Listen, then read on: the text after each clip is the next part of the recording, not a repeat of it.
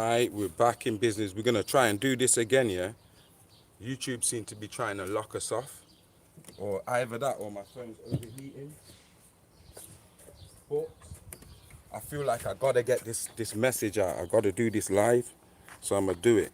Yeah, and I'm gonna start again and I'm gonna do it well. So YouTube, piss off. Yeah, we're gonna do it. You're not gonna stop us from doing it, mate. Yeah. Yeah, so guys,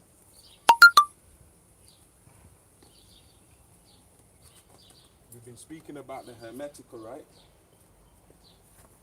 We've been speaking about the Hermetica, or what others know as the Emerald Tablets, which is my recommended read for now. YouTube has just froze our life because they don't, you guys have got to understand how much they don't want these kind of truths out, man. They fighting me like real hard. Like I swear down, I've had like 10 videos removed in the last, what, 2 days? I'm not even lying to you guys. Like they send me an email. Oh, we've removed this video from 2020 because of this. We've removed this one from, they just combing my page, deleting shit. And they are making sure that I can't get no reach to give you guys this message. They don't want it out. You understand? You really has to grasp this, yeah?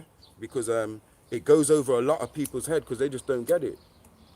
A lot of people want snake oil. They don't want the truth. They want comfort. They want what makes them comfortable or what keeps them in the comfort. What we're giving you here is designed to take you out of that comfort and move you into action, okay? So yeah, Barkle on the Elixir, the illusion of reality. 3, let's build and grow some more in terms of what we've been speaking about when it comes to the living library and our DNA, the technology of the cosmos, yeah? And the technology of consciousness, yeah? And how we're in a multiverse. And it's a simulation, a holographic computer simulation generated by us in the form of the all. We generated this multiverse ourselves, this universe within the mind of the all so that we could have certain experiences. In the physical world, in our public education, they've told us that this is that physical matter is real. They give it, they teach us about matter like matter is something real when it's finite. You understand what I'm saying? Gross, physical, dense matter that make up this physical reality or what we're calling the universe, yeah? Even though with the same breath, we know through science, Western science even, that all energy, that all matter is just energy. It's just light that's sort of slowed down in its vibration to the point where it's become physically dense and it's given the illusion that it's real, that it's solid, liquid, or it's gas, okay? And we know that all of this comes from what's called the luminiferous ether, or the first matter, which is waveform energy. It's the most subtle, stable element in physical creation, to the point where a lot of people don't even consider it as an element. But it is an element. It's the most subtle and stable element, to the point where it registers as nothingness, but it's everything but nothing. We've established that in this nothingness it contains all the ingredients for physical creation, okay? We also spoke about the illusory nature of reality, things in reality. Things are born and die. Things come into being and then go out of being. There's an ebb and flow within this physical universe, okay? And we also established that on top of that, another enigma is the more things change, the more things stay the same, yeah? My question is, what is the relevance of all this? What does all of this mean? All of this information that we discuss about quantum universe, holographic computer simulations, a flat level plane, or flat earth if you like, aliens, reptilians, Anunnaki. What's the relevance of all this? How do we make this work for us in these modern times rather than against us? You understand? How do we grasp these ideas and these ideals to the point where we can master our own existence and improve our own lives and the lives of others? I base that on what's called today the Kybalion, or in ancient language what's called the Emerald Tablets. So I'm going to recommend the Emerald Tablets as my recommended read to all of my viewers, okay? Because this is like, in this, if you can comprehend it, if you can digest and absorb the teachings within it, the Kybalion, that's sort of like me giving you a master's key to unlock all the secrets, not only within the universe, but also inside of your inner world. Because remember, our masters knew about the inner world and the outer world.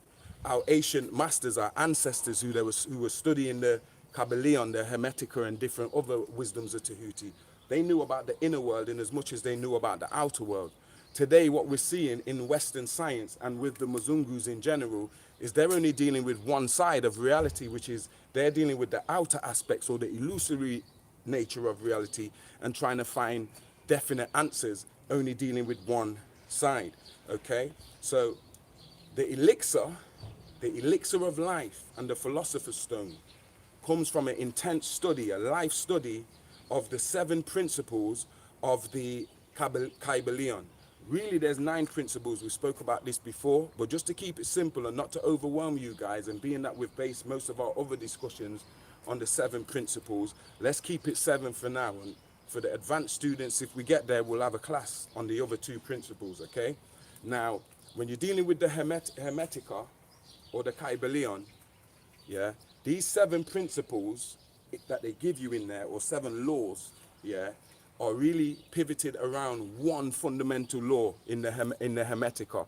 If you get this fundamental law, it's easier for you to digest the 6 other laws after it. If you can't grasp this first law, yeah, in the Hermetics, it doesn't really make sense going any further, because you're not really going to inner and overstand anything else, any of the other 6 laws. It's not going to work for you. You're not going to be able to take from it and grasp from it and use it in this reality to what I call triumph, okay, or to rise up in the scale of existence. This one first law in Hermetica for the alchemist is this: mentalism. And mentalism, you probably heard me say this before in terms of some of my rapping and stuff. I have a project called Mentalism that I haven't released yet. Mentalism, yeah, is simply all is mind. When we say Barkalum, the all, you understand? Barkalum, or the all, is mind, yeah? The universe is mental from the mind of Barkalum, or from the mind of the all. That means we're just a thought of ourselves, or we're just a thought of this infinite mind, this Barkalum, this all. We're just a thought of it. Or you can even put it as, we are but a thought of ourselves. You know, we created ourselves in this reality, yeah? It also means, on another level, underlying all physical matter is mind, okay, or consciousness. We can term it as the mind of the all, or even the mind of God, if you like, if you want to use the term God. You can see this all, yeah, this mentalism, all is mind, as the mind of God.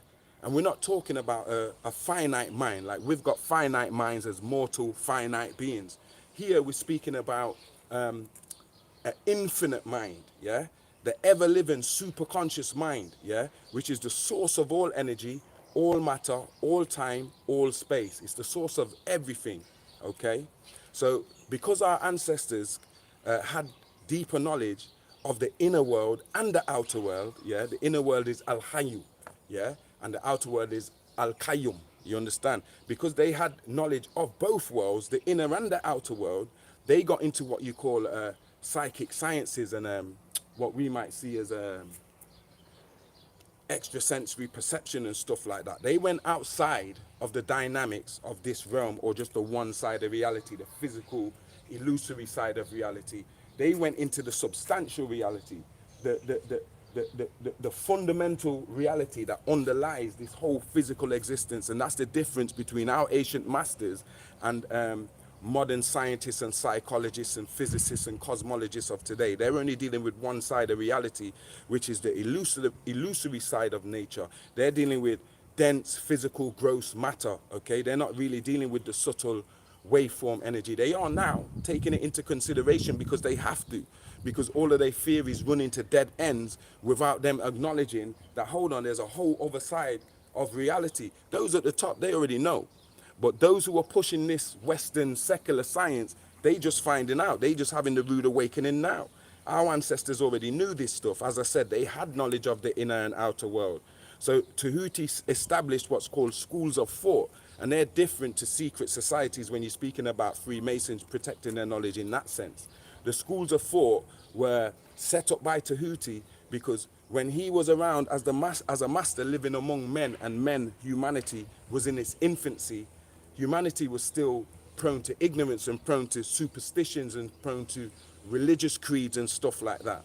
So we didn't mix the Hermetica with any religious creed, yeah, or any kind of superstition or outside forces. What Tahuti the master did was establish schools of thought, or schools of thought, if you want to use the word thought.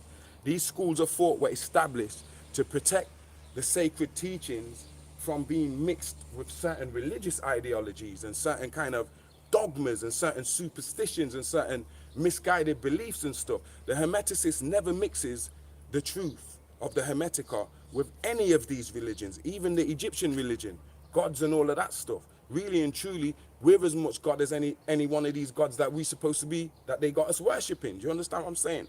So Tahuti, as the master of masters, established certain schools of thought based on psychology. Just like today we have psychologists and they study psychology. It's one of their 5 P's. The 5 P's of the Mzungu's matrix is psychology, philosophy, penal. Penal is the justice system, yeah? So psychology, philosophy, penal, politics, and what's the other one? Philosophy, psychology,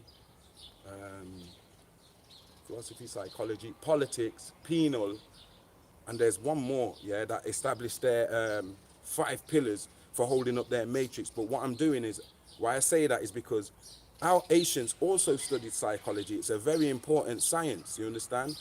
But modern schools, they ignore the psychic science inside of psychology. They just deal with psychology on the illusory side of it in terms of like the normal psychology. And our ancestors did too. They didn't just study the like spiritual, magical aspects of it. They studied the boring side just like we do today in the world, but they also had knowledge of the other side of reality, which is the fundamental or the substantial. Substantial means what lies underneath. They went underneath or behind this physical matter and started figuring out all this quantum shit thousands and thousands of years ago, okay?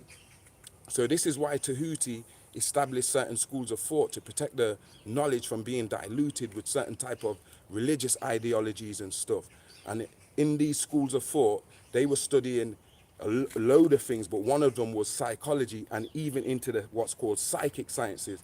Today's psychologists are baffled by psychic sciences to the point where they reluctantly now admit that, yo, something must be on the other side. There must be something underneath this for real. The reason why they say that is because all their theories run into dead ends. They literally running around in a circle in the dark without acknowledging the fundamental side or the substantial side of reality that's underlying this physical creation. They're only getting there now. They reluctantly admit it, yeah, through stuff like what they're calling quantum science and quantum mechanics and stuff, okay?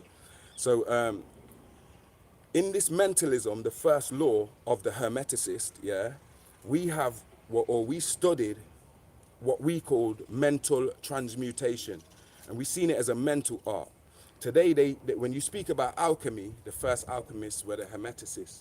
When you speak about alchemy today, they make you feel like it's just about turning lead into gold, because that's what they were concerned with. They were more concerned with gold, riches and stuff. So they tell you today that, where do I put that lighter now? They tell you today that the alchemists were changing lead into gold to the point where that's what alchemy is known for today. If you say to the average person, yo, what's alchemy? They're going to say, oh, it's that science where you can change lead into gold, right? But it's more than that. When you study the Hermetica, it tells you that the alchemy was more about changing mind states.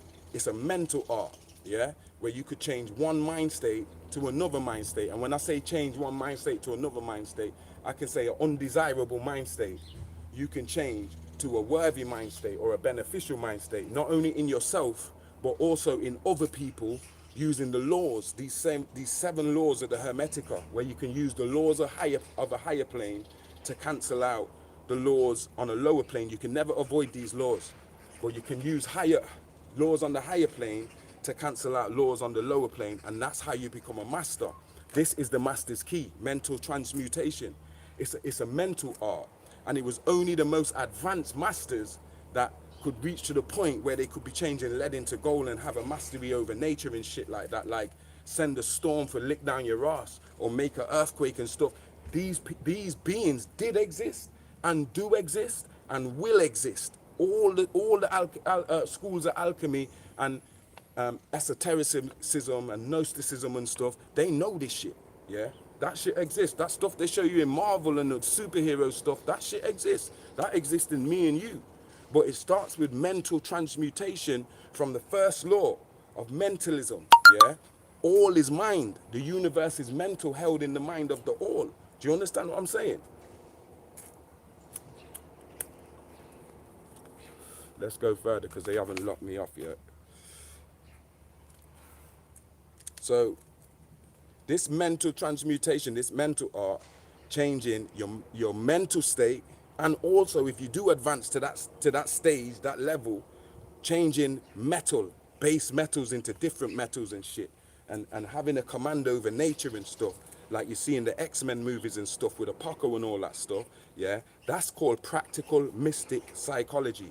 It's something practical you have to practice, and it's a mystic psychology, as far as in the world today, they don't study that side of psychology, or they only have just begun to acknowledge it. Yeah, practical mystic psychology. And as I said, this mental transmutation is a mental art. It's not a physical art where it's just to do with turning lead into gold and shit like that. Yeah. What modern scientists and psychologists know is just the beginning. They just know in the tip of the iceberg when they start acknowledging consciousness and all that stuff. So the universe is mental, as we said. The underlying reality of the universe is mind, not matter. Scientifically, in scientific terms now, where they've reached, they even tell you matter don't even exist. In scientific terms, matter does not exist. None of this stuff that's making up this physical creation, the leaves, the grass, the buildings, me, the air, that shit don't really exist, and we'll get to that.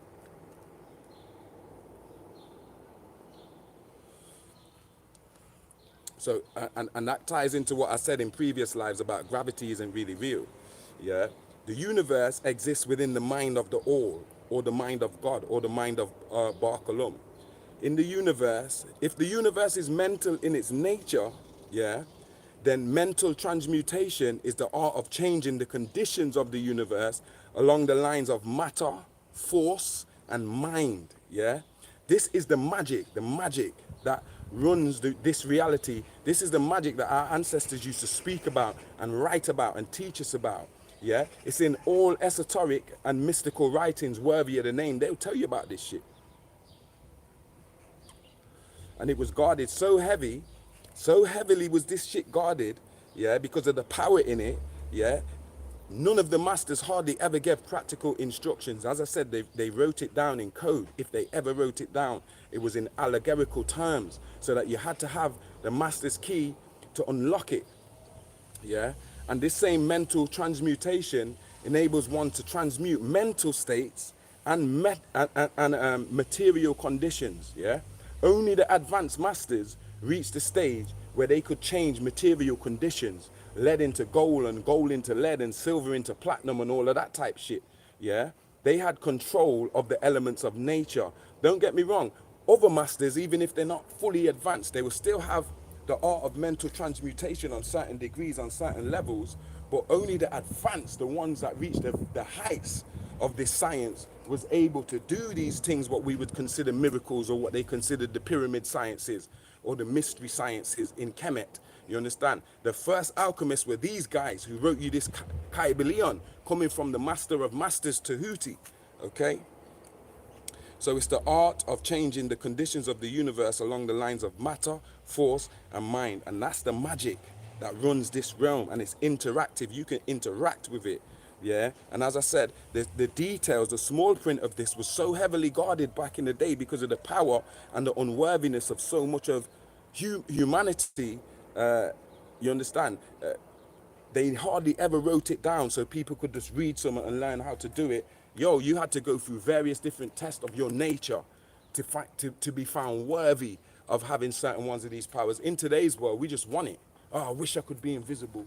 oh, I wish I could do these superpowers. Most of us, if we had these powers, we'd fuck up with them, because we don't have the correct kind of nature to be able to control that sort of power. Power corrupts, and ultimate power ultimately corrupts. It doesn't matter what you think. You can sit down to yourself and think, yo, you're ready to have certain superpowers. No, you're not. If you was ready to have them, you would have them right now. So the fact that you don't have no superpowers means that you haven't been found worthy yet. And you have to walk that path and find yourself worthy of it and be brave enough to do it. All that other shit is just talk. It's niggas just want to sit down on internet and talk. You understand what I'm saying? But the alchemist never used to cast his pearls to swine. So alchemists ain't concerned with likes or having a large platform or trying to convince other people. They know that most of manhood is in folly. Most of humanity, their mind state is in folly. So they don't try and go and preach to no choir and cast their pearls in front of no swine. You understand? Some of these sayings end up in Bible and Quran. It all comes from the Hermetica. Do you understand? We was the ones who kept it to ourselves and walked along the path to advance our own minds, and those who wanted to do the same. Not just people who wanted to speculate and get lost in the muck and mire of the unknown. You understand? This was the key, the master's key. Okay? So yes, we're dealing with magic here. Real magic. Not no demonology and none of that type of crap that you hear all these religious people try and label us with.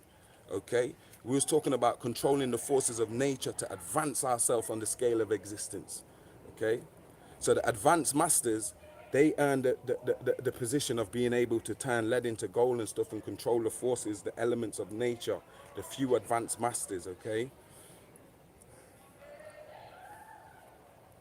And as I said, only a few advanced masters reached to that really high state where they could actually do things like cause earthquakes and send a tempest after you like a storm, stop them or cause them and stuff like that, okay? They didn't have no public exhibition.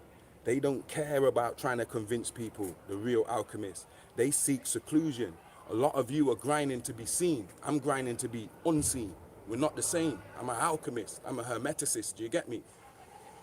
That's why people ask me, oh, why don't more people watch your videos? I don't care about none of that.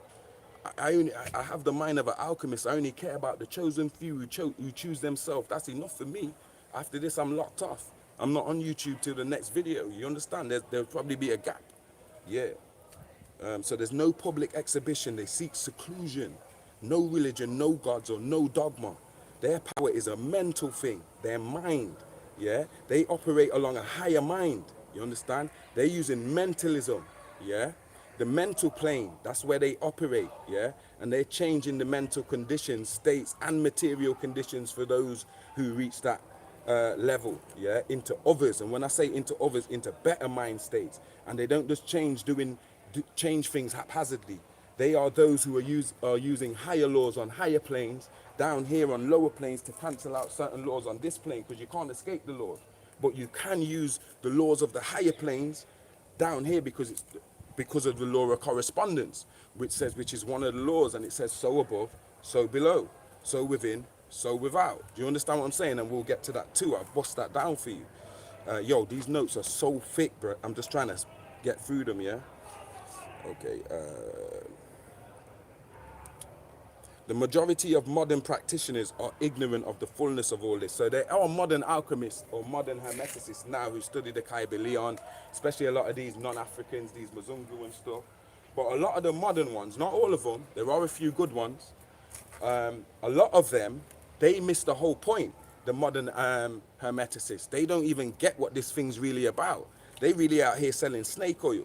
But there is a few of them that will give you the real thing. Like the one I shouted out before. I have his book upstairs. Dennis William Hauck. I'll put it in the note in the comments.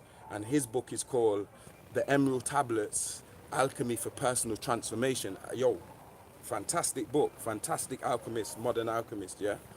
And you'll be surprised that a lot of the people you hear about in history, they were alchemists themselves, practicing alchemists like Isaac Newton, Apollonius of Tyana. What's that other guy? John Dee, who used to be the like the advisor to the previous queen, not this Elizabeth, the one before he used to advise her and stuff. Yeah, a lot of people in politics and the circles of power, corporate and royal families and elite bloodlines, these people are alchemists that have been studying this shit hard since this stuff started reviving in the 17th century. A lot of the breakthroughs that the Mzungu have come to now come through the study of the Hermetica. All you got to do is do your own little independent study of the topic for yourself, and you see how important it is to everything, whether it comes to politics, whether it comes to science, whether it comes to religion. All of that shit was sourced out of the Hermetica, yeah, or the Wisdom of Tahuti, yeah. So they're ignorant. The modern Hermeticists, especially the Mzungu, a lot of them are ignorant of the fundamentals of the knowledge, of its principles and stuff, yeah. This same alchemy can be used not only to influence yourself and change your mind state to better mind states and the material stuff, it can also be used on others, and whether good or bad, and that's why it had to be guarded, yeah. You can use it unconsciously and consciously, but it's often consciously, often by understanding the laws and the principles and how they work on all the different planes. Each law works on every plane of existence: the spiritual plane, the mental plane, the physical plane. Like, the laws are not just for the physical plane. The laws are for all three planes. So once you have an understanding of how these laws work, you can start using higher laws to cancel out lower laws on this plane, and you become now a causer instead of just an effect. Some people are cause. They cause shit to happen. And other people, the majority, they just effects. You understand what I'm saying? Pick a side.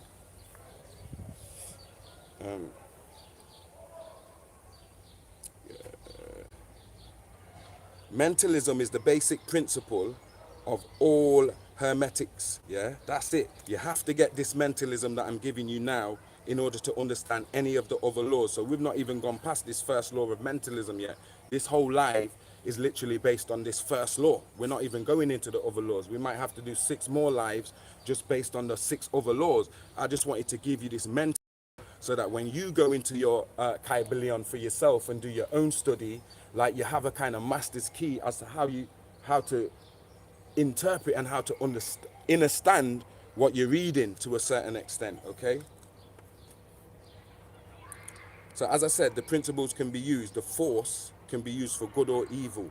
Mentalism is the basic principle of all hermetics, the all, or the substantial reality, not this reality that we see, that we're calling reality. We call this the physical reality, yeah? This physical reality, use this term for it. This is the relative reality. But other than this relative reality, we have what's called the substantial reality. And the substantial reality is everything you don't see. The shit underneath all of this that makes all of this reality here, this relative reality, work.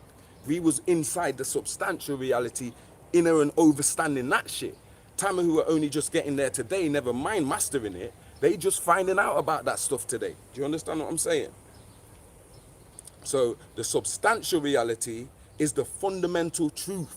And substance, the word substance, from where you get the word substantial, substance means that which underlies. So when I say the substantial reality, I'm talking about the underlying reality. What's underneath all of this shit? What's over and above it and behind it and at the side of it that makes this shit work? That's what our ancestors referred to as the fundamental truth, or the substantial reality, which is different than this relative reality. All this is going to lead you somewhere and link to the lives we did before. Don't worry, just stay with me, yeah? Whoever you are that's watching, and whoever you are that will watch later. Hold on. This is the law, yeah? This is not somebody's opinion or anything. It doesn't matter what religion you are, it doesn't matter what color you are, it doesn't matter what faith or kind of persuasion you are. You're gonna have to come to terms with the fact that, hold on, something's underneath this reality that is in perpetual existence that makes this shit work, yeah? Nobody can argue against that shit there, do you understand? And that's the first fundamental law, along with the fact that we know all is mind. This shit here is all conscious, it's all mind. You understand what I'm saying? Substantial reality, hold on. Which underlies, yeah? So that which underlies all outward manifestation, all physical, dense, gross matter. We can term it as the essence, which, if we go back to the live that we did, I think it was part 2, we spoke about some of them philosophers and how I think it was, either Heraclitus or Democritus, who spoke about the essence, yeah? And I did read out what he said about the essence, yeah? The essential reality, yeah? Which is the thing in itself, yeah? And as I said, substantial, remember the word substance means that which underlies, yeah? Substantial means actually existing. So the thing that's underneath actually exists, independent of physical life, independent of physical creation. That shit's real, even though me and you can't see it. The shit that we can see, that's not real, because it starts and it ends. And anything that starts and ends ain't really real, but we're gonna get there. Hold that thought, stay with me, yeah? I hope I'm making sense to you. So substantial means actually existing, meaning being real, yeah, actual, etc. Yeah, under and behind all outward appearances or manifestations, yeah, there must always be a substantial reality. This is the law. Man sees change like we see change. We see winter, summer, spring, autumn, life, death, birth, all of this fluctuation and stuff, yeah.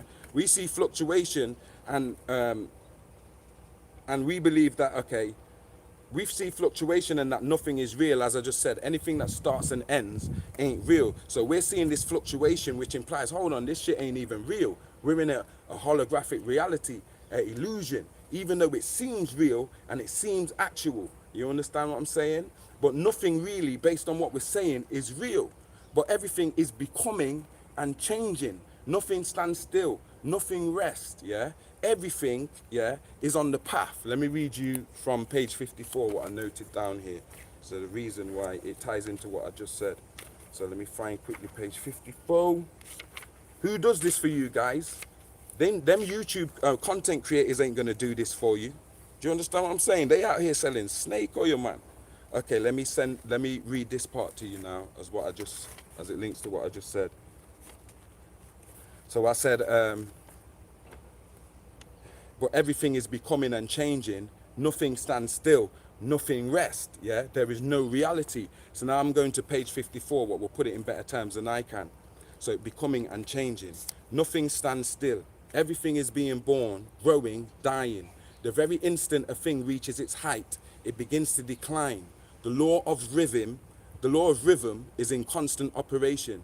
There is no reality, enduring quality, fixity, or substantiality in anything. Nothing is permanent but change. He sees all things, he meaning humans, sees all things evolving from other things and resolving into other things, a constant action and reaction, inflow and outflow, building up and tearing down, creation and destruction, birth, growth and death. Nothing endures but change. And if he be a thinking man or woman, he realizes that all of these changing things must be but outward appearances or manifestation of some underlying power, some substantial reality. All thinkers, all of them, in all lands and in all times, have assumed the necessity for postulating the existence of this substantial reality. So all thinkers have came to this point, what we're discussing right now. Yo, something's underneath this shit. All philosophies worthy of the name have been based upon this thought. Men have given to this substantial reality many names. Some have called it by the term of deity, in brackets, under many titles, close brackets. Others have called it the infinite and eternal energy. Others have tried to call it matter, but all have acknowledged its existence. It is self-evident. It needs no argument. In these lessons, we have followed the example of some of the world's greatest thinkers, both ancient and modern, the Hermetic masters, and have called this underlying power, this substantial reality, by the Hermetic name, the All, Bar Kolom, which term we consider the most comprehensive of the many terms applied by man to that which transcends names and terms. We accept and teach the view of the great Hermetic thinkers of all times, as well as those illumined souls who have reached higher planes of being, both of whom assert that the inner nature of the all, is unknowable. This must be so, for naught by the all itself can comprehend its own nature and being. The Hermetists believed and teach the all in itself is and must ever be unknowable. They regard all the theories, guesses, and speculations of the theologians and metaphysicians regarding the inner nature of the all as but the childish efforts of mortal minds to grasp the secret of the infinite. Such efforts have always failed and will always fail from the very nature of the task. One pursuing such inquiries travels around and around in the labyrinth of thought until he is lost to all sane reasoning, action, or conduct, and is utterly unfitted for the work of life. He is like the squirrel which frantically runs around and around the circling treadmill wheel of his cage, travelling ever and yet reaching nowhere, and at the end the prisoner still and standing just where he started. And still more presumptuous are those who attempt to ascribe to the all the personality, qualities, properties, characteristics, and attributes of themselves, ascribing to the all the human emotions, feelings, and characteristics, even down to the pettiest qualities of mankind, such as jealousy, susceptibility to flattery and praise, desire for offerings and worship, and all the other survivals from the days of the childhood of the race. Such ideas are not worthy of grown men and women and are rapidly being discarded. At this point, it may be proper for me to state that we make a distinction. Okay, we'll leave it there. Yeah. So what I just wanted to give you a bit about the all within itself there, so you could see what I'm getting at when I'm saying everything is becoming, everything is ever changing, nothing stands still, nothing rests. Let me go further. Yeah. So one of the other principles, I think it's the third or fourth, is also, or law, is the law of gender, yeah? And the law of gender, just like all the other laws, as I said, is manifested on all three planes. Now, I want you to understand, when I say the law of gender, we're not talking about material sex here. We're not talking about sex like in human terms, you understand? When we say gender, yeah, hold on, the law of gender, yeah, you have to understand we're talking about generation and creation. The all is neither male or female, but beyond both, but beyond gender. So when you hear women saying the black woman is God, and then you hear men saying the black man is God, they're like half wise. They're fools. You don't want to be following them people, because the all is beyond gender. Let me explain that for you.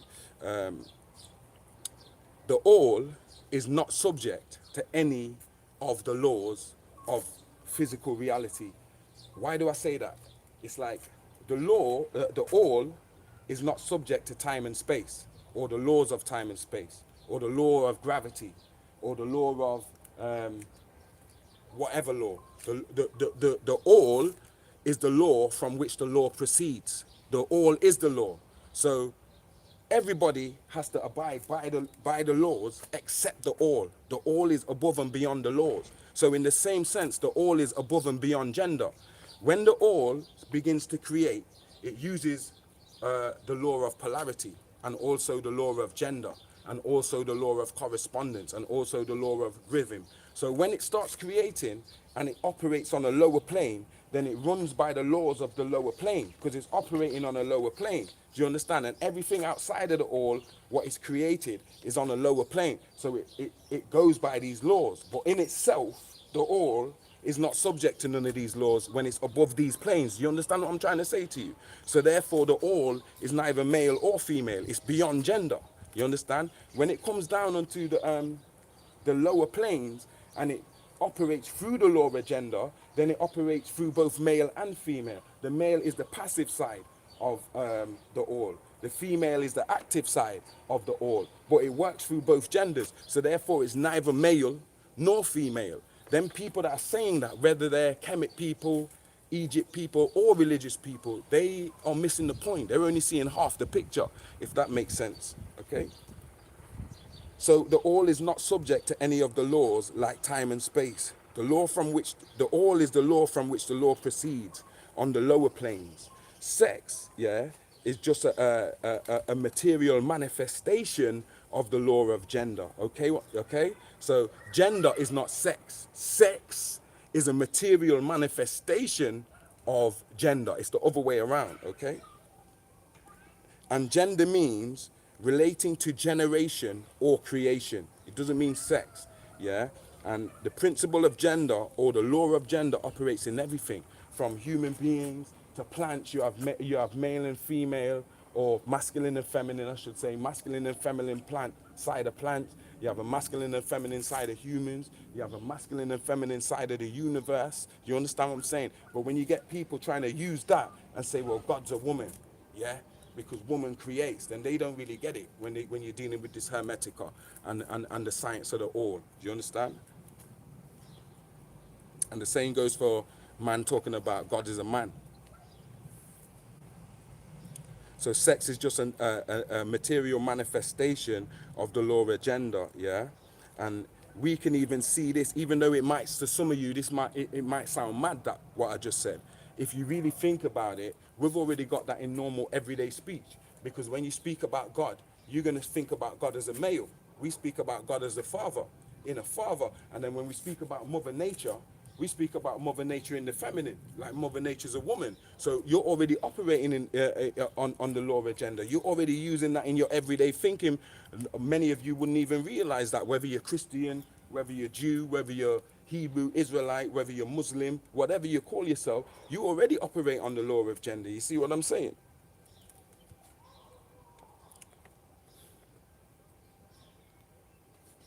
Yeah, and as I said, that's why we say you can consider God like the fatherhood of God. And that's why we speak about Mother Nature of God, because nature is of God, the nature of God. When you say Mother Nature, the full word is really Mother Nature of God. So when you say God the Father and you say Mother Nature, you're dealing with the law agenda, yeah? And this makes sense because when you say God creates as the male, God has to imprint his will on Mother Nature. Do you understand? And then Mother Nature is the one that puts the process of evolution and growth and birth and rebirth. That shit's all born out of the womb, or the womb of the universe. Do you see what I'm saying? So there you can see a simplified breakdown of what I mean about the law of gender. And as I said, the principle of gender is in everything. Yeah? God has to imprint his will upon Mother Nature, who then puts in the process of evolution or growth, if you want to use that word.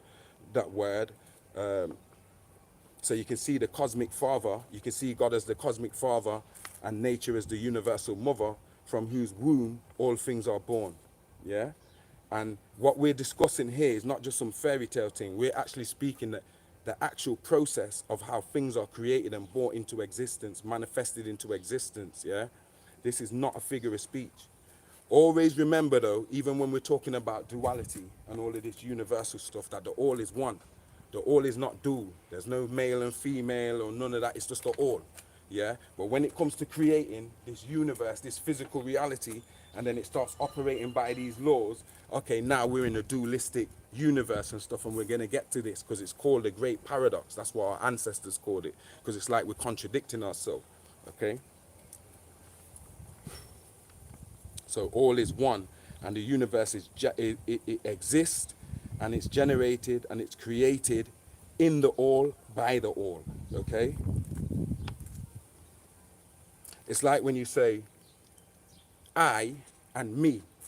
You can think of the I as the part of you that watches all your thoughts.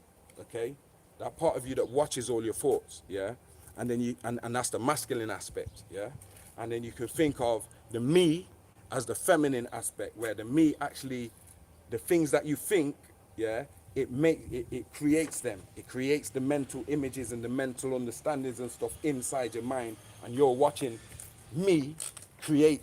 The I is watching the me create, if that makes sense. That's the same kind of like polarity, and we'll go into polarity.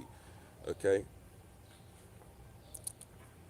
So the law of correspondence, you should know that one, as I said before, which is so above, so below, so within, so without, where you hear so much associated to the ancestors, yeah? Yeah, and as I said earlier, the laws of one plane may be used to cancel out the laws of a higher plane, but also, as in the law of correspondence, the law of correspondence can be used from this lowly plane to figure out stuff on higher planes. This is how this stuff works. So now, if I say to you, the all creates, yeah, remember, the all is. Let's get back to this. The all is. What do I mean by that? You can't add to the all. Where are you going to get it from? Everything's already in the all. So there's nothing else to add because everything's there. Everything means everything. There's nothing else outside of the all. So that means you can't add to the all. You understand what I'm saying? And you can't take from the all because it's all. So if you take from the all, where are you going to put it? It's all. There's nowhere to put this thing because this is all. You understand what I'm saying? So you can't add to it and you can't take from it. The all in itself can't become less than the all.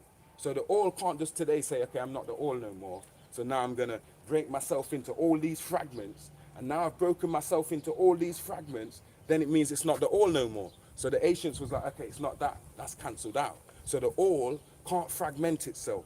And also they say, okay, maybe it reproduced itself. But think about it. If this creation is the all reproducing itself, then that means every particle would be the all in its absolute sense, in its substantial sense. And that's wrong because it's not. We have birth and death and we have finite and we have time and space and all of that stuff. So the all couldn't have created this universe by duplicating itself. And secondly, if the all did duplicate itself, then there would be two alls. And that's impossible because the all is the all. Do you understand where I'm going with this? Okay, so now, how did the all create this reality? What is it? That's what the ancestors, the great enigma was. How did it do it? Because it can't make itself other than what it is. Like, it can't do it. So if we think about it now, no, it didn't use something else. No, it didn't duplicate itself. So using the laws of correspondence now, we come to the question, okay, how do we create down here? If I want to create something down here, how do I create something down here? Okay, number one, I can have some material. I can create something out of this wood. I can create something out of this metal.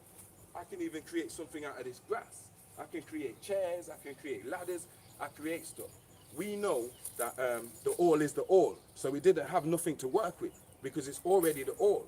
So that means it didn't use anything else like us down here using tools and stuff. Okay, we'll cancel out that one. To speed it up, I'll ask you, the viewer, how do we create down here? How else does man create? In the mind. Remember what we said? All is mind. The universe is mental, held in the mind of the all. That's the first law that we established, right? Mentalism. So therefore, there's your answer, using the law of correspondence, how I just showed you. That means all of this that we're seeing, everything in physical creation, is just a thought. Like the all is creating by having mental images. So all of this is a mental projection. All of this is a thought of God. Or each universe in this multiverse is a thought of the all, who's got infinite universes in his thoughts. You see, does that make sense now? So the all doesn't create by breaking itself and becoming other than and going into fragments and stuff. The all creates mentally. Like when you create a mental image in your mind, that image is real. And that image is in your mind, and you're also in that image. How are you in that image? You're in that image because if me, Shakespeare, creates Othello, who is Othello? What is Othello's character?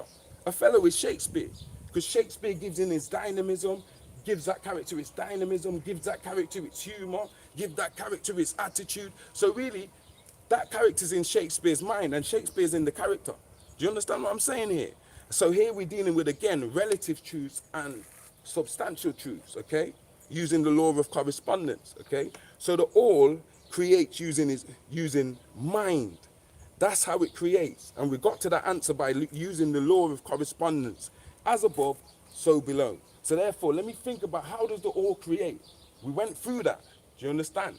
And we established that, the all doesn't use tools and all of that stuff. I'm not even going to speak back over that because that's a brain twister, swear down. What somebody say there? The inner standing. Yes, exactly. The inner standing, yeah? So therefore, hold on, where am I? The laws on one plane may be used to cancel out the laws on a lower plane. Do you understand? And the same way, not laws, the phenomena or the workings of one plane can be used to figure out the workings on another plane, even on a higher plane.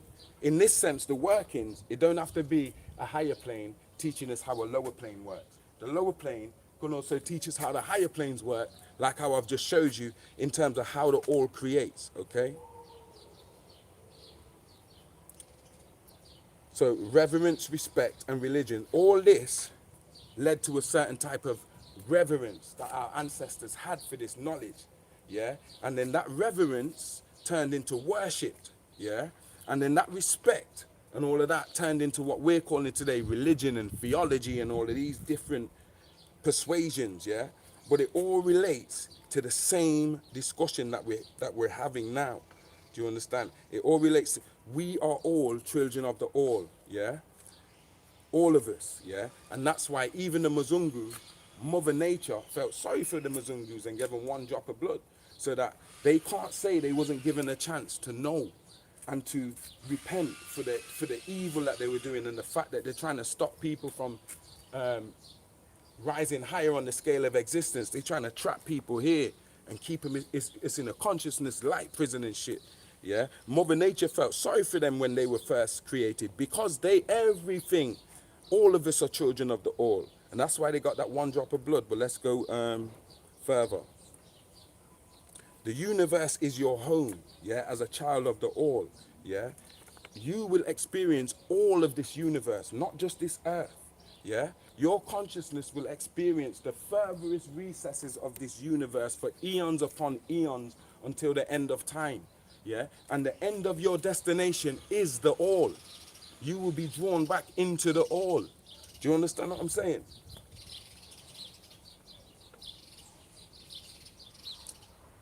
Yeah, so what was I saying? You will go to higher worlds, some higher than this one, some lower than this one. Yeah, the universe is your home, and the universe exists within the mind of the all. And as I said, it's not a finite mind, it's an infinite, ever-living mind.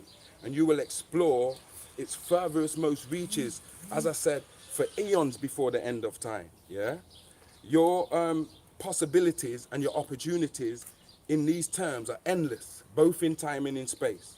Yeah, and then at the end, you will reach what's called the omega point or critical mass. Yeah, where the all shall draw all back into itself, all of its creations. Yeah. Mental transmutation is the master's key for us to turn the undesirable into that which is worthy. Mastery comes in using the higher laws of the higher planes on the lower planes so that you can cancel out the laws of the lower planes. That's the master's key. Yeah. You have to escape. You have to escape the lower. You have to escape the lower by vibrating on the higher. Transmutation or mental transmutation is the weapon of the master. Yeah, and now we get to the divine paradox when we're speaking about how reality is an illusion. It's a holographic, computer simulated illusion. Where's my water? Bear with me. See, I had to move earlier, man. They was locking off my live and everything, but I was determined to get this live done. A lot of this stuff also is for myself. When I have to write these bullet points and I have to teach to or share these notes with you, it's one of the ways in which I learn. So I'll watch this back after and actually learn from this like I'm listening to somebody else, because it's literally like that. Do you understand what I'm saying? So that's why it's sometimes important to me to get this message out, even if no one's watching. I'll speak to the camera because after I'm gonna watch it, I'm giving myself a lesson. I'm reminding myself, just like you reminding yourself. Do you see what I'm saying? And that's why I gave you that Hermeticist proverb before, where I say, the teacher and the taught together create the teaching. So therefore, we just sharing notes. And I sit at the feet of the master, Tahuti, who sits at the feet of life, Mother Nature, life and existence itself. You understand? I'm not one of these content creators, man. Hold on. Because we getting there. Yeah, the divine paradox, yeah? So we can't be in a holographic computer generated simulation and then say that nothing's real, and then at the same time everything's real. If I touch this door, it's real. I have to breathe or I'm gonna die. I have to eat or I'm gonna starve. I have to get exercise. All of this stuff is real on a finite level, okay? But it's not real on the substantial level, because anything that's born and dies is not really real. So we know that saying that the all creates in terms of the mental projection, yeah, mentalism. The all is mental, the universe is mind, okay? All is mind, the universe is mental, sorry, yeah? So really, it's like we can say, this is like a dream. You can actually say, okay, all things is like a dream. It's like an unreality. It's like the universe is not real when it is. Yeah, life, action, thought, yeah, but it both is and it is not, which is kind of like a contradiction. If you act like it's a dream, really, if like some people really take that, oh no, this thing's a hologram, nothing's real, they don't want to go work no more, they can't even live as a human no more because this is rattled their cage like nothing. They found out, yo, this is a hologram. What's the point? Sort of like, you understand? They become a sleepwalker through life, yeah? They become like broken on the rocks, tossed to and fro because they just, it's a madness now. They lost themselves. Do you see what I'm saying? Stay with me here. So they become a sleepwalker or a sleeper, yeah? Now, as I told you before, there's two poles of truth when you're dealing with the hermetica, yeah? Two poles of truth. There's an absolute truth and there's a relative truth. You understand what I'm saying? Now, as a hermeticist, we acknowledge both. You have to for this thing to work. There's no other way of seeing this thing. So, on the substantial level, nothing is real, yeah? So, to the all, having these mental projections, these thoughts that we're calling reality, to the all, that shit's real.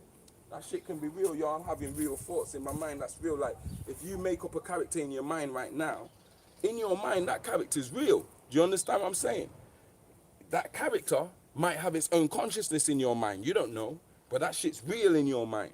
So in the same way, we've got consciousness here. To us, as finite beings, in our relative truth, this is real. Life is real, breathing is real, thoughts is real, man and woman is real, sex is real, war is real, up and down, hot and fast, slow, cold, dualism, all this shit's real. Here, from our point of where we're acknowledging reality from, this shit is real. That's a relative truth. But on the substantial level, when we're talking about the underlying reality, none of this shit here is real. Do you understand? So in this way, the hermeticist can reconcile divergent views. We were the masters of reconciling divergent views. People who are arguing used to journey to Egypt just to ask Tahuti, yo, we heard you can reconcile anything. So we want to know, this guy thinks the cup's half full. This guy thinks the cup's half empty. Which one of us is right? None of you are right. There ain't no cup. Like he'd say things like that. He would reconcile divergent views where people are ready to whack each other's head off over certain shit. You understand? During the infancy of humanity, when Jehuti himself, 54,000 years ago, was sat on the solar throne of Kemet and was he the last? No, Horus was the last. He was the one before Horus and reigned for something like 36,000 years or something like that, okay? So as I said, we're dealing right now with this great paradox, or what's called the great paradox, or the divine paradox, yeah? As it's real and it isn't real. It is and it isn't. When you're dealing with the two poles of truth, using the law of polarity and the law of gender and all of that stuff there, yeah? You could say on a substantial level, none of this shit's real. On a relative level, all of this shit's real. Do you see what I'm saying? You have to find the reconciliation, yeah? Hold on, the great mega point paradox, yeah.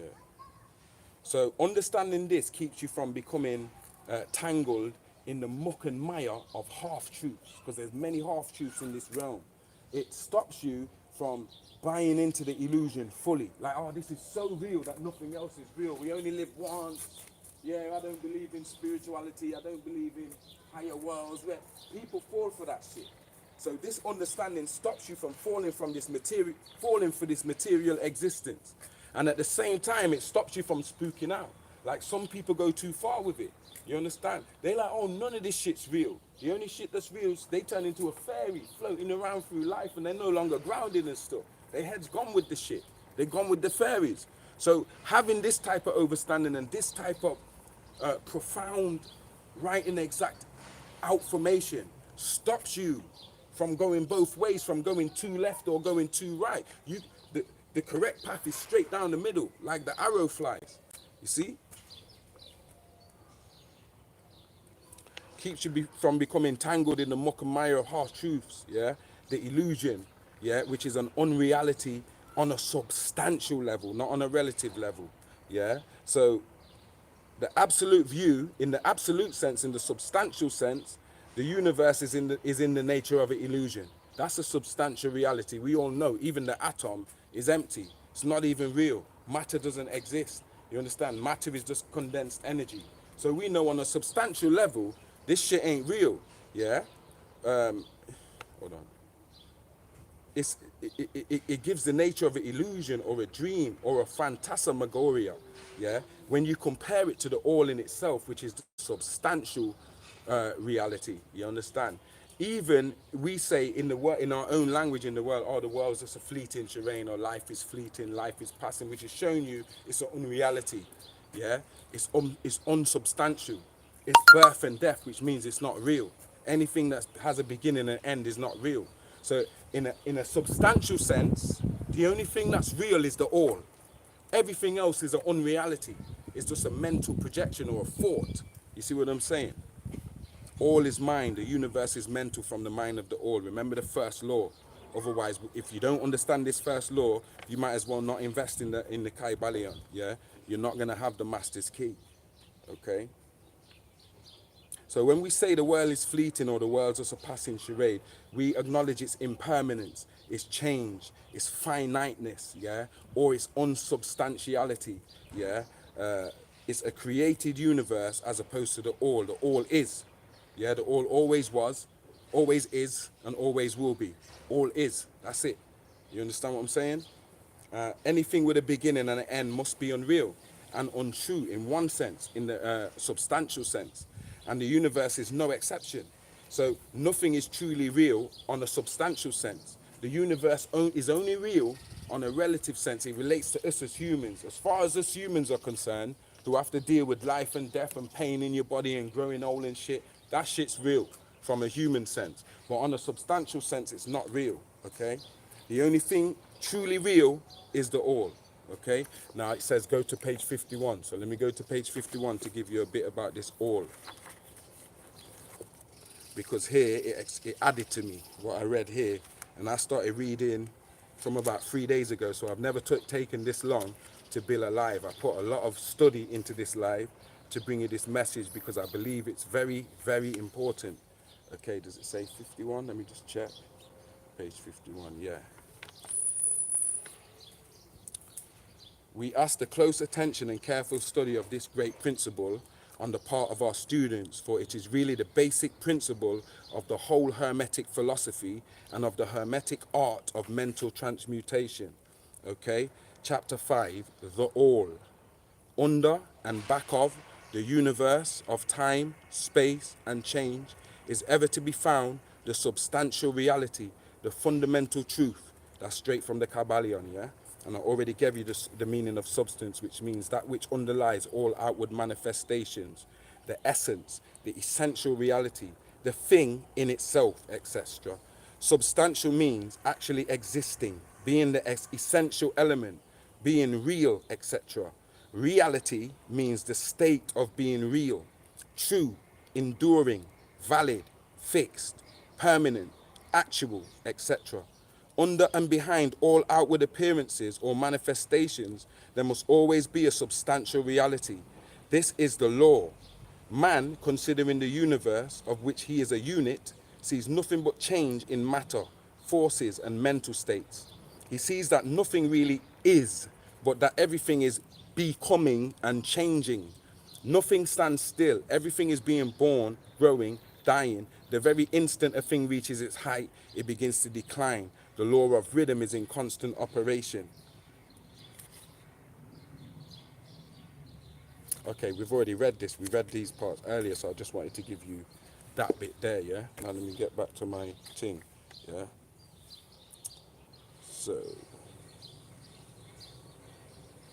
So force, when you hear science talking about, you know, when they say E equals MC squared, and they say size and speed is equal, force is equal to size and mass and speed and all of that stuff. Force, our ancestors said, yeah, is just a manifestation of the mind of all. That's all force is when we're dealing with forces, different forces, universal forces and that. Really and truly, yeah, that's just a force is just a manifestation of the mind of all. Like all else is purely mental in its nature. Force is purely mental in its nature when they're talking about speed, force, and all that. Yo, that shit's mental. You understand what I'm saying? And they admitting that now. Yeah, it's mental in its nature. It's not a material and energy universe. It's a mental universe. And you can Google a scientist called Herbert Spencer, and he's responsible for what's called a basic principle in science, yeah, which means, or physics if you want. And the basic principle, he found out that there's an infinite and eternal energy underneath this fucking reality. That's what he found out. They call it in science, yeah, Herbert Spencer's basic principle, that there's infinite and eternal energy. When we talk about free energy in the vacuum of space, we've already been through that. What he means, yeah, what he really means is the infinite energy of the mind of all. You see, everything is not energy, everything is mind, everything is consciousness. So what he's seeing as there's an infinite eternal energy that's running this whole show. In our terms, as hermeticists, when we read that, what we read in his work is the fact that he's speaking about not just the infinite energy, but the infinite energy of the mind of the all. Yeah, because we know as hermeticists, I'll tell you now, that Herbert Spencer is a reincarnation of Heraclitus, who we already spoke about, who was a philosopher in Greece in 500 BC. And before he was a philosopher in Greece in 500 BC, he was in Kemet as one of the philosophers in Kemet. He reincarnated in Greece as Heraclitus around 500 BC. And then he reincarnated in our modern times as Herbert Spencer to come up to give you this basic principle. And all you got to do to confirm what I'm saying is study Heraclitus himself and his work. And you will find that Herbert Spencer's basic principle is a culmination of Heraclitus and all his incarnations of learning. All of his incarnations of learning, yeah, culminated in him as Herbert Spencer presenting the world with this basic principle. So us as hermeticists, we don't have to disregard what he said about everything is infinite eternal energy. We don't. We just see beyond what he's saying, because we know what he really means is the infinite mind, the infinite energy of the mind of the all. And as I said, Herbert Spencer was the reincarnation of the philosopher, the Greek philosopher Heraclitus, who was around in 500 BC, who we've spoken to you about on the previous live, which is the part 2 of this. Yeah. So we don't have to disregard any real science, yeah, to put forth our overstanding and understanding of the science of all things, yeah? We know how to absorb them. We have the master's key, so we know how to read them. Do you see what I'm saying? That's the difference between us and them, okay? All we need to do is just grasp this underlying principle, what I'm giving you here, about how all is mind and the universe is mental, held in the mind of the all. Forget about a material universe, matter and gravity and all this shit that they tell you. And really try and grasp what I've been telling you here, yeah?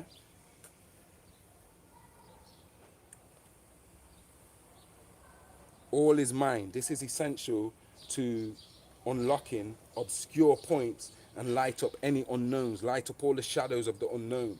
The Greeks were heavily influenced by hermeticists, yeah, and their own philosophers, like the one I just told you about, Heraclitus, who was actually born in Egypt first in a previous incarnation. They were influenced by people like that who were bringing them hermetic teachings to try and move them away from barbarism. You understand what I'm saying? So the Greek philosophers are based on the Hermetica, or the wisdom of Tahuti, or the wisdom of the Nile Valley. That's not arguable. Everyone with common sense knows that. But why I'm saying that is to also show you that this same Greek philosophy that came out of the Egyptian teachings, the Greek philosophy is the foundation of today's science. So it all leads back to the Hermetica, because the foundation of Greek philosophy is the Hermetica, and the foundation of modern science is Greek philosophy. So you have to do a study tracking back to really get a grasp of how this realm really works in that sense, in the philosophical and the quantum sense, okay? Yeah. So this formed all the basic ideas of today's contemporary religions, whether you're talking about Christianity, which came around since the time of Constantine in 325 AD with the Council of Nicaea. What he did was just throw a blanket of theology over philosophy, over Greek philosophy. So he just blanketed it with religion, what we're calling theology. And so him blanketing it with theology kind of diluted the philosophy out into what it is today. And that's why you can read the Bible and hear people like the character they created, Jesus, speaking the same things that's in the Kabbalion. That's really the words of Tahuti. And you can find bits and pieces of this Hermetica in every religion worthy of the name. It's in Islam, it's in Christianity, it's in Judaism, it's in Buddhism, it's in Zenism, it's in Hinduism, it's in all of these isms and schisms. It's in capitalism, it's in politics, it's in all of this shit. Do you understand what I'm saying? So it's the basis for everything we know intellectually today, yeah? And it's based on the fact, even though they're only getting there now, that the universe is mental, yeah? It's the law of, based on the first law, the law of mentalism. All is mind, and the universe is mental, held in the mind of the all, okay?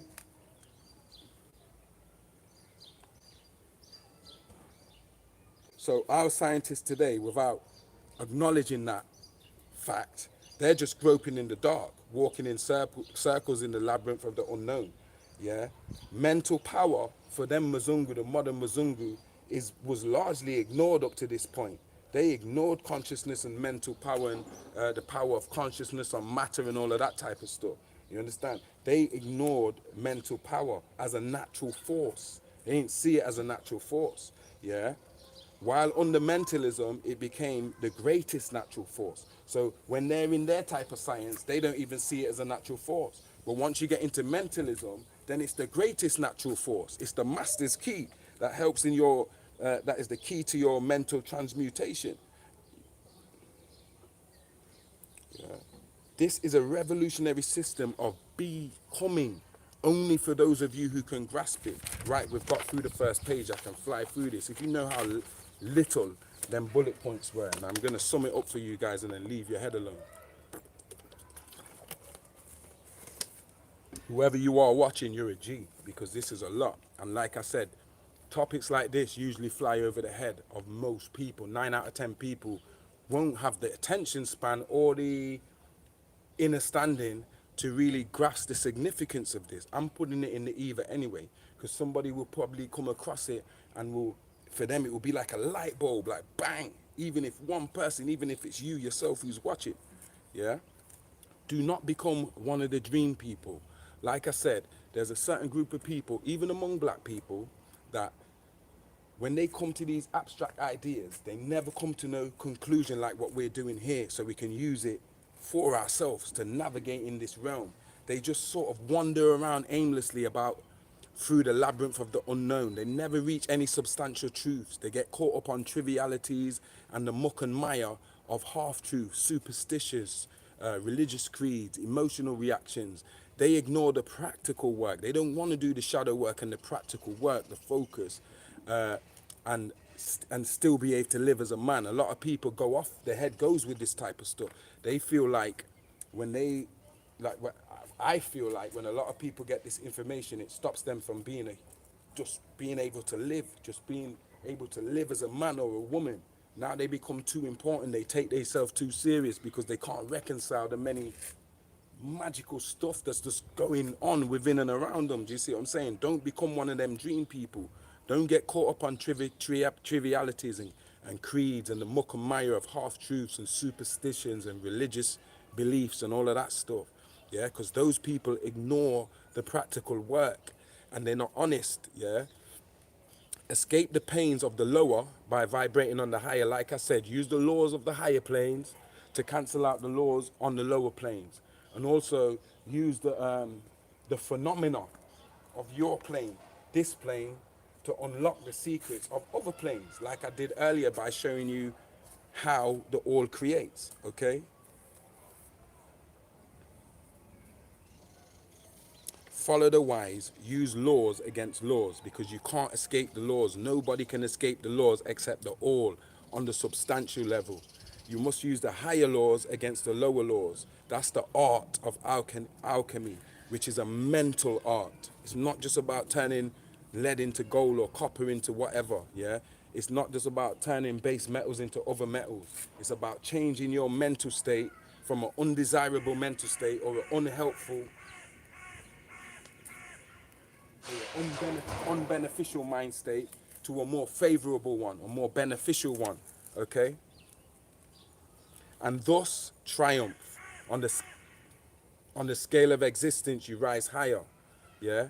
Do the best that you can, given your daily circumstances. Yeah, I hear you, man. Mastery consists in not in abnormal dreams and visions and fantastic stories and imaginings and complicating the whole thing. You understand? But in using the higher forces against the lower forces on the lower planes, yeah?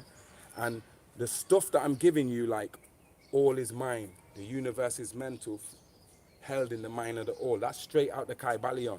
It makes sense memorizing these statements. You understand? Certain proverbs, certain hermetic statements.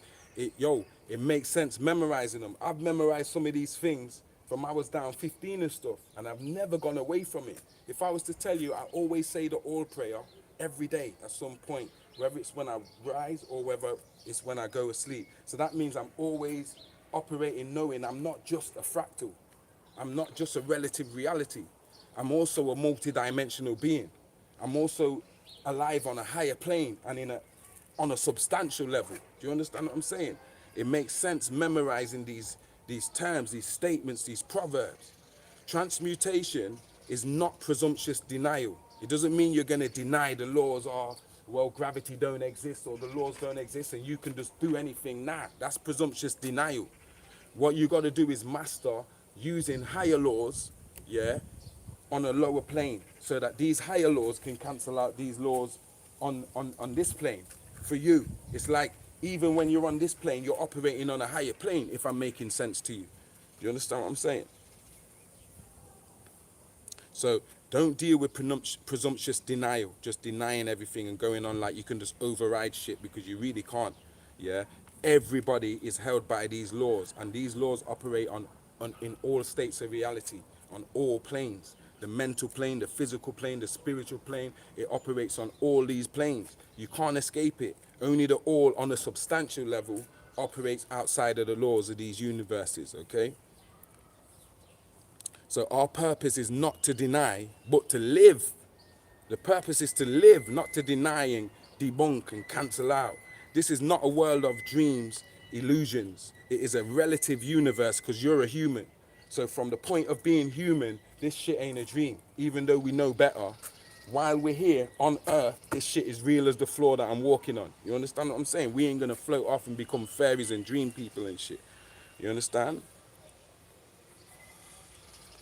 It is a relative universe and is real in as far as our thoughts and actions are concerned. Our business as hermeticists is not to deny the existence of the universe in relative terms. Yeah, in substantial terms, yeah, but not in relative terms. Yeah, Jehuti was the great reconciler, as we've spoke about. Yeah, live as far as possible to your highest ideas and to your highest ideals. The true meaning of life is not known to the men and women of this plane, if any, but to the highest authorities, the all in all. Yeah. Okay. So the all is in all, the all is in all, and all is in the all. Yeah, which is another sort of like conflict. But the Hermeticists taught that the all is in all things, yeah? And all things are in the all, yeah?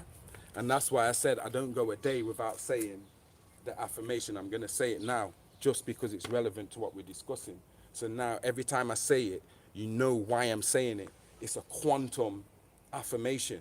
We're not just saying some, oh, God, give me money tomorrow. Oh, please help my family. Or can I have health or long life? We're saying, party staff back. Anuki fipa ashuk shilkulum, wakul ashuk kalun fini. Anuki farugun shilkulum, wakul kalun farugun shilni.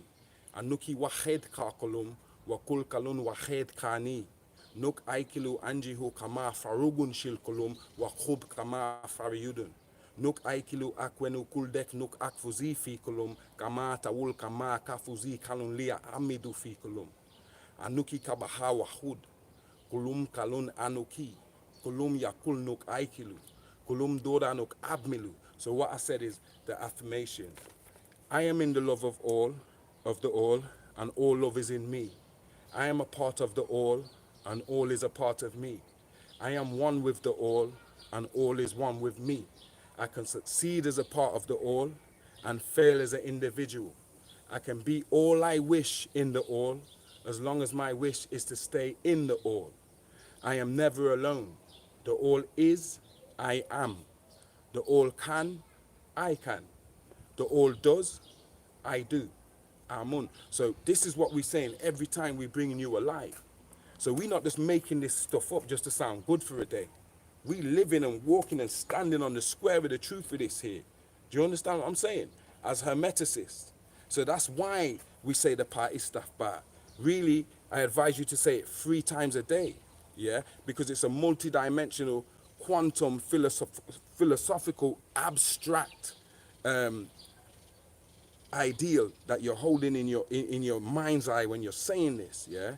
And also, if you can learn it in English so you know what you're saying, learn it in English first, and then learn the tones of the sacred language and learn how to say it in tone, so that you're not only just memorizing and repeating something that you're not reminding yourself of. You must learn what it means first, yeah, in English, so that you know what you're saying, so that when you're saying it in your Nuwabic and stuff, you're reminding yourself, you're opening up them codes in your DNA, in your junk DNA that they put to sleep. Do you understand what I'm saying? It's that deep out here, man.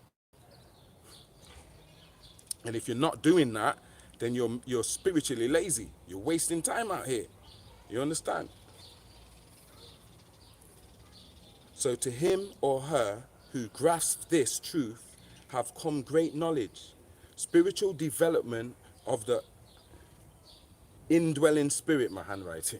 Spiritual development of the indwelling spirit, the expansion of consciousness, soul growth, rising on the spiritual scale of life. This is true religion. Many planes of being exist, even subplanes.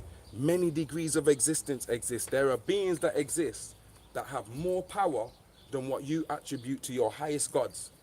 Yeah, whether you're talking about Allah or Yahweh or Adudua or Abatala, any god that you can think of in your mind. Yeah, there's beings that exist in other universes.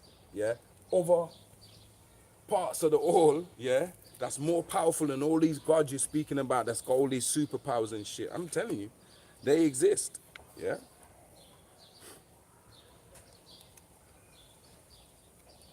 all all of these beings, even those with the super high powers, yeah, on many degrees of existence, all depend on the advancement of beings in the scale in, of the beings on the scale of existence, meaning from the lowest, grossest to the highest, yeah, the lowest, grossest matter, like us beings, 3-dimensional beings and 2-dimensional and 1-dimensional, all the way up. They say they could be up to 11. This is what science says, Muzungu science. There could be up to 11 dimensions when they talk about their string theory and their torsion theory and stuff. I'll tell you now, there's 9. 9, that's it. Yeah, but they say there could be up to 11. Yeah, so from the lowest, grossest to the highest, and on the highest, it's only the highest beings are only separated from the all by the thinnest division. Yeah, the thinnest division when you're talking about 9-dimensional beings and stuff up there. Yeah, upward and onward on the scale, everything is moving. All are on a path, and the end is the all. All progress is returning home. This teaching is an elixir. This is an elixir of life I'm giving you right here. For those who can comprehend these carefully chosen words, this is the elixir of life. Yeah. So the principles of the laws of the Hermetica, as I said, are 9 laws, yeah, but we summed it up to 7 just to keep it on the level of so we can keep it understanding and keep the subject flowing and not overwhelm people. He or she who knows these understandingly possesses the master's key, before whose touch all of the doors of the temple fly open. That's actually from the Kybalion, yeah? The principle of truth are 7. He who knows these understandingly possesses the master's key, before whose touch all the doors of the temple fly open. So let me recap the laws for you, which I haven't done. 1, the law of mentalism. The universe is mental, yeah? All is mind. The universe is mental, held in the mind of the all. 2, the law of correspondence, yeah? Things on one plane correspond to things on other plane. So above, so below. You can use the laws on higher planes to cancel out the laws on lower planes. You can use the phenomena like nature or whatever on this plane to work out how things work on higher planes because of the law of correspondence, which means so above, so below, so within, so without. Number 3, the law of vibration. All things are vibrating, moving on the path. Nothing rests. There's nothing truly rests. Not even in a vacuum. There's quantum fluctuations and shit going on that we can't register, yeah? So vibration. All things are vibrating, moving on the path. Nothing rests. Even Nikola Tesla reached that point. He says, yo, everything is frequency, energy, vibration, 369. So Nikola Tesla agrees with us, yeah? Rhythm, the law of rhythm. There is a rhythm to existence, to the physical creation. That means there's an ebb and flow in physical creation. There's an out and an in. There's tides, there's seasons. All things rise and fall. There's a pendulum swing. And the action, the swing to the left is equal to the swing to the right. Do you understand what I'm saying? So you have what you call causation, yeah? And you have what's called causation, yeah? And as I said, the swing to the left is an equal reaction. Swing back in the opposite direction is equal to the swing in the other direction. You see what I'm saying? And that leads to causation, which is the law of cause and effect. Things caused on higher planes affect lower planes. And also, every cause has its effect. Every effect has its cause. What they're telling you about action, reaction, cause and effect, they're ignoring something, which is the first cause before the action. You can't have just action, reaction, cause and effect. Something had to have caused that first action. So really it's the law of causation. It's causation, action, reaction, cause and effect. You see what I'm saying? So that's coming from number 6, the law of cause and effect. And then number 7 is the law of gender, which we spoke about quite a lot a bit earlier. Gender is in everything, and everything has its masculine and feminine principles, from human beings to universes, yeah? And gender manifests on all planes. And when we say gender, we're not talking about sex. Sex is just a material manifestation of gender, okay? So what we've given you here from the great master of masters, Jehuti, or who many call Thoth, yeah, where you get the word thought, you understand what I'm saying? Was seen as the master of masters, yeah? He created the first schools of thought and created the science of what we're calling Hermetica today, yeah? He established the schools of thought and was the one who influenced the whole ancient world, yeah? Especially Greece, because Greece is giving us the understanding what we have in the world today, and everything's based around Greek stuff. The foundation of Greek philosophy is the Hermetica, which comes out of the Nile Valley. Whether you want to believe Thoth is an Atlantean god or whatever, that's another story. Do you understand what I'm saying? And as I said, he created what's called the schools of thought, what are remembered as the first schools of thought, and protected these secrets only for the worthy, to pass to those who had made themselves worthy and walked on the path, okay? People like the Greeks turned it into philosophy, or Greek philosophy, classical philosophy, and made it more secular. And because they didn't really have an understanding, I'm talking about the masses of people, of the esoteric aspects and the mysticism behind it, and the psychic sciences and stuff, they kind of took all of that out, stripped it of all that, and made it into what we see in university as the subject of philosophy, and Greek philosophy and secular philosophy, and made it into its own independent thing as philosophy around the 5th century BC. Then you get Constantine, who they're saying is the great, Constantine the geek, yeah? He comes and throws the blanket of theology over philosophy. And so over time, that's the Hermetica, what turned into Greek philosophy, now turns into two other branches. You get modern science and you get modern established religions, yeah? And therefore, today's sciences and the idea of reverence and wonder is based on all of that, which Constantine changed into organized, modernized, institutionalized religion. Right, that's the end of the live, guys. That was a lot to get through. I think there's only 2 people watching now. I think there's only 1 person who watched from the start. So I know there's no questions or anything. I'm not going to ask if there's any questions. I'm just going to remind people that, yo, I'm not going to ask people for no money. Yeah, just like the real people don't come out here and ask people for money. But if you want to donate to what we do, you know where it's at. I'll leave my Cash App on the comments and you can just send us a donation. We're not going to ask people for no money. Also, if you want to follow the music thing differently, the best place for you to follow the music is on my IG at King Ragnar Memnon page. For the books, it's the TZT page. And also I want to shout out to the active members of the Telegram forum. If anybody feels like they want to come in the forum and just have a closer connection with the family, there's about 32 people in there. About 10 of them are active, if that. But it is a nice place just to be able to, not just myself, but just to come and connect with like minds or inquire about something or share something and ask for an opinion or whatever. Okay. And like I said, if you know of people that can benefit from this information, send it to them. Don't share it just for the sake of sharing it. This information is not for everyone, and we're not trying to be for everyone neither. So we're not asking people to like or subscribe or share or nothing. I'm only say that from time to time to find the ones that the chosen few out of the many that are my soul family that are still out there. I'm looking to connect with them. So if you know them kind of people who are trying to they're on the fringes and they're trying to come home, then send it to people like them. Probe them to know who you're sending the stuff to, okay? Remember, the Hermeticists, we're not here for no exhibition business. We seek seclusion. So a lot of people are hustling and grinding to be seen. We're hustling and grinding to disappear so that you can't see us. So we can go sit in seclusion like some monk. And when our yard burn up in the world, when the world mash up, we'll come out of our hiding places or whatever. You understand? That's how I feel. Yeah. Changed. Yeah. What else?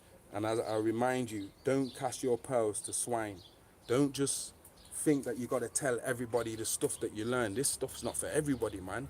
Then people will end up having secret animosity for you and looking at you like you're crazy and just hating you just because you ain't in the trap, because you was be able to see through the shit. Do you understand? The world don't forgive that. Like, misery loves company, man. They want you to be as lost as them. They don't want you bringing this shit and taking them out of their comfort zone. So be careful who you share this type of information with. Don't cast your pearls to swine.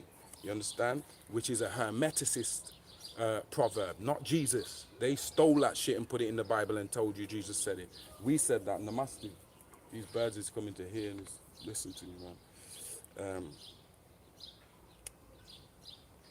And remember, we ain't got no room for dogma. So the real Hermeticist does not mix any of this stuff that I've told you with any kind of religion. I don't care if you call yourself Hebrew Israelite. It ain't got nothing to do with no Hebrew Israelite. I don't care if you call yourself Muslim. This ain't got nothing to do with no Islam. I don't care if you call yourself Christian. This don't have nothing to do with no Jesus and no Christianity. It don't have nothing to do with Buddhism, Hinduism, any type of ism or schism. This is the Hermetica. And we protected it from being mixed up in people's unconfirmed beliefs and their religious dogmas and their superstitions and all of that nonsense. We don't want no part of that. So don't cast your pearls to swine. Obviously, there's people in all of them kind of schools, religious schools, who will come home. Do you understand? But I'm saying the people who are showing you they staunchly are going to stay in that mentality, don't feel like you have to convince them of anything. Because if you give them this knowledge, that's like you casting your pearls to swine. You giving the pig diamonds and stuff. You understand? Replace the beliefs of dogma with facts, because that's what they did.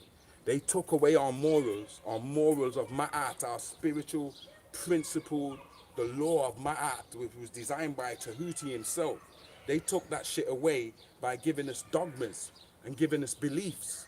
So what you need to do is get rid of those beliefs and get rid of those dogmas and get back to your morals. That would make you behave properly and have the right conduct. It's not about what you believe, like what religions key are. I believe this, you believe this. Well, you're wrong and I'm right. How do you act? What's your conduct like? I'm more concerned with your conduct. I don't care what you think. Well, I do, but in that, you know what sense I'm speaking in. Do you understand? Your conduct in how you interact, your interactions with nature, with this tree, your interactions with these birds, your interactions with Mother Nature, your interactions with family and friends and strangers, that shit counts more than whatever religion you're telling yourself you belong to. The reality of morals and principles of Ma'at, established by the nature herself, Ma'at, and Jehuti himself. Yeah? And that, my dear friends, is the end of this elixir. I hope you drink that shit and you find it in yourself, yeah? Because this is another saying of Jehuti. He said, don't look for yourself in the world, for that would be an illusion. Rather, look for the world inside yourself. Hotep, love you all. That's the end of the transmission. Thanks for tuning in, guys.